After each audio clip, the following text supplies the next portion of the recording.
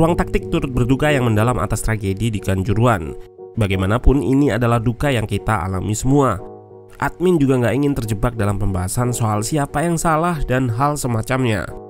Mari sisihkan waktu sejenak untuk merasakan duka para orang tua yang menunggu anaknya pulang dan tak kembali, ataupun saudara yang kehilangan kerabatnya.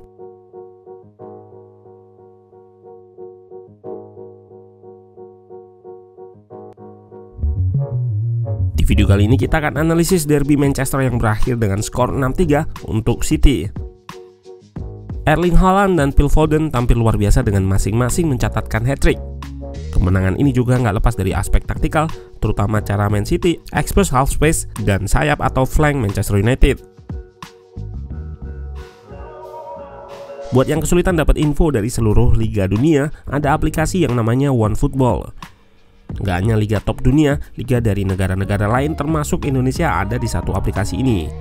Update berita, klasemen, tim, semua tersedia di sini.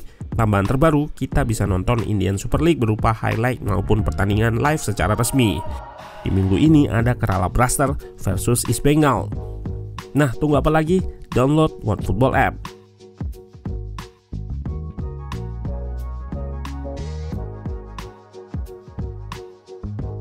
Pep dan Ten Hag nggak merubah formasi. City tetap bermain dengan 4-3-3 dan Manchester United dengan 4-2-3-1. Ten Hag bahkan nggak mengganti satupun starting line up dari pertandingan terakhir Premier League mereka kontra Arsenal. Sementara Pep melakukan beberapa perubahan line up. Pep paham betul kecepatan Rashford sehingga Ake dan Akanji yang punya speed jadikan starter.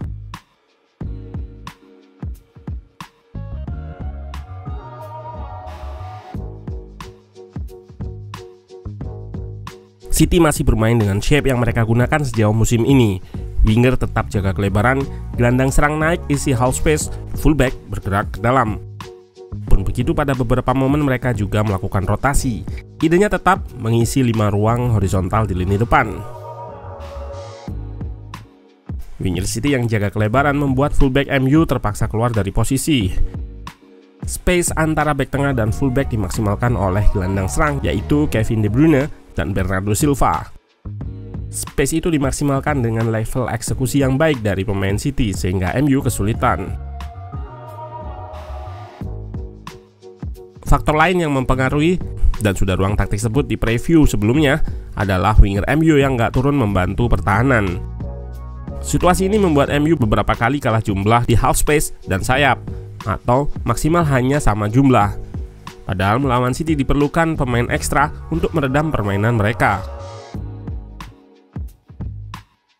Cara yang membuat City sangat bagus dalam eksploitasi ruang tersebut adalah counter movement antara winger dan gelandang serang.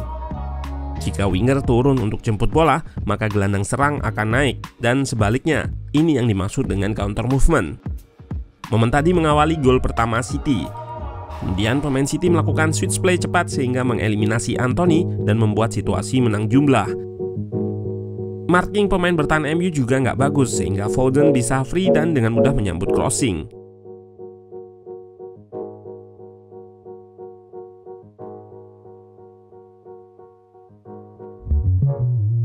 Gol ketiga City juga berasal dari half space. Diawali dengan rotasi posisi antara Bernardo dan Grealish yang membuat McTominay terpancing ke sayap dan membebaskan pemain bernomor punggung 10 ini.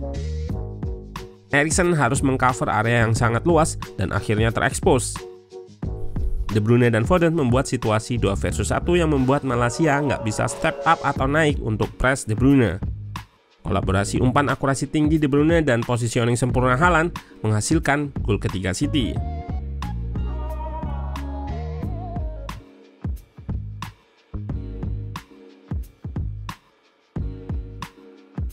MU terus terekspos di area yang sama. Gol kelima juga berasal dari situasi kalah jumlah di half space.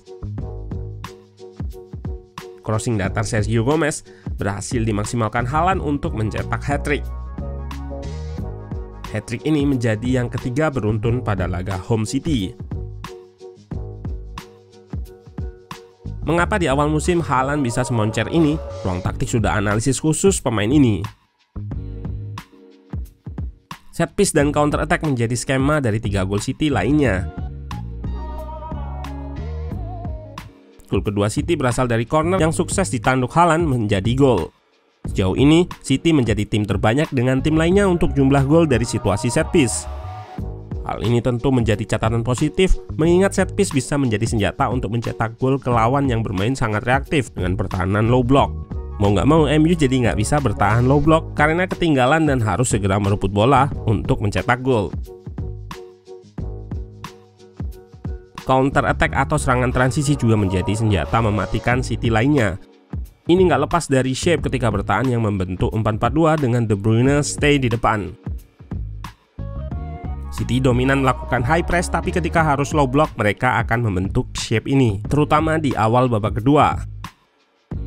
Fungsinya tentu saja menjadikan De Bruyne outlet counter attack dengan kreativitas dan visinya yang luar biasa. Kedua gol transisi atau counter attack City berawal dari De Bruyne sebagai penggagas serangan balik. MU sebenarnya nggak kalah jumlah pada situasi transisi ini, namun mereka gagal meredam pergerakan tanpa bola pemain City dengan baik.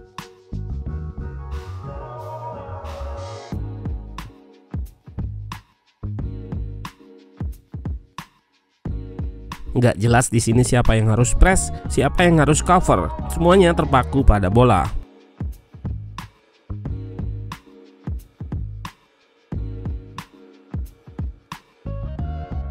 Dikutip dari WhoScored, termasuk dengan gol melawan MU, City menjadi tim dengan gol counter attack terbanyak, bahkan catatannya melebihi musim lalu. Sama seperti set piece, counter juga bisa menjadi senjata melawan tim yang menerapkan pertahanan low block. Dalam fase menyerang open play biasa akan sulit karena lawan menumpuk pemain, tapi pertahanan lawan akan terbuka pada situasi transisi.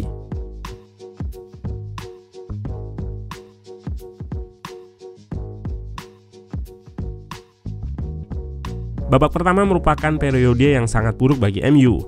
City sangat dominan dengan ball possession 62% dan MU hanya mencatatkan 0,1 XG pada babak pertama.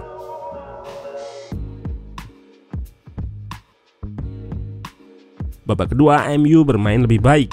Gol Anthony berawal dari build up MU yang sukses eliminasi pressing City. Switch play dari kiri ke kanan membuat Anthony memiliki ruang di kanan yang kemudian ia manfaatkan untuk shot jarak jauh.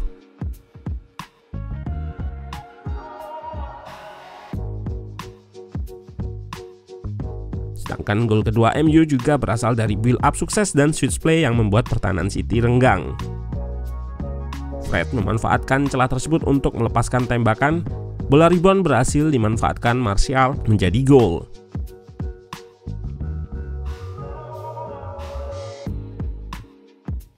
Anthony Martial menjadi aktor utama dalam gol ketiga MU. Ia dilanggar di kotak penalti dan eksekusi yang sempurna membuat MU bisa mencetak gol ketiga.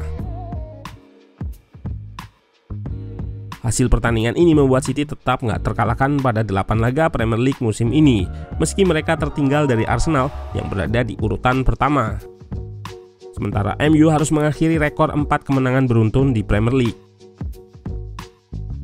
City memang tampil sangat impresif pada laga ini, baik secara kolektif maupun individu. 6 gol yang dicetak dari berbagai skema juga mengindikasikan bahwa mereka memiliki banyak senjata untuk memenangkan pertandingan. Nah, MU memang kalah level di pertandingan ini.